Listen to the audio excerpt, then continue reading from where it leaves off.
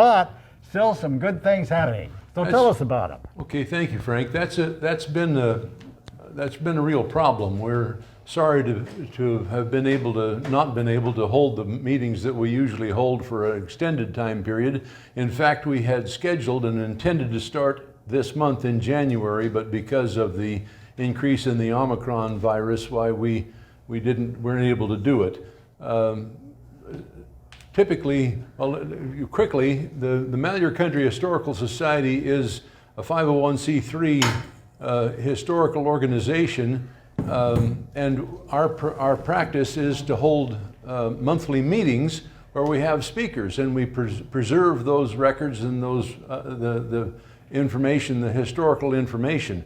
There is another 501c3 organization called the Malheur Historical Project, which was created at the request of the county court and which runs and operates the Stonehouse Museum. Those two organizations are two separate organizations, but we have cross members of the board on our board with them so that we work together and cooperate with them. Besides the monthly meetings that we have been holding, we have published books. We have some wonderful books on the history of Malheur County. We have a number of CDs, DVDs, I guess they are, of interviews with people on all kinds of things in historical matters. We're trying to preserve that history. Right now, one of the things that we're working on and encouraging people is the concept of everybody has a story to tell. Everybody has something that they know about and they'd like to be able to share with somebody, and if they would do that, we would be able to preserve that history.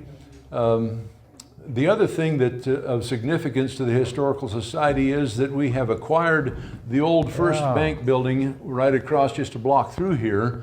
That building has now been bought and paid for by the Historical Society, and we're in the process of working on getting grants to restore that building. Our hope is we have finished the plans and specifications and are now looking for builders that might be able to assist us in coming up with the prices, the cost to restore the building, with the idea that we'll be able to then, when we have those numbers, go out and seek grants. It's a substantial project. It will probably cost something between $250,000 and $500,000 to restore the building. But when it's done, it will be preserved just like the Stonehouse Museum is preserved for all of the future. At that point, we would then have meetings and activities there, and we would also allow that to be used as part of the museum activities. But we hope to be able to start holding meetings soon. We're planning one for the second Thursday in February. We've been meeting on the TVCC campus. They won't let us on the TVCC campus yet. Here, Bob. What? Here. Oh yeah, Yeah, you can meet here. That's right. We could meet here, or at a restaurant. We're looking at different options, and so that's a good idea, Francis, for us to consider.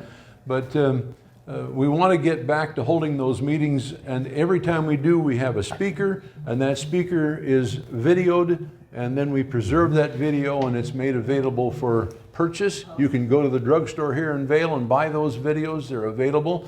Likewise, the historical books, the Malheur County historical books, they're big brown books that have wonderful history records. They've been in operation for maybe 25 or 30 years that we've been doing that.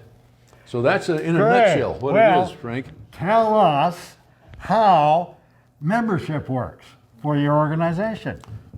Anybody who is interested, you're welcome to become a member of the Malheur Country Historical Society. There's no age limitation like being a member of the Senior Center. You got to be a certain age. Yeah, we'll check that in a minute. Yeah. But for the Historical Society, it's a $15 annual membership, and you receive a newsletter. Actually, the newsletter is a wonderful bunch of history. I love to sit down and read those each time, and my wife does the same thing.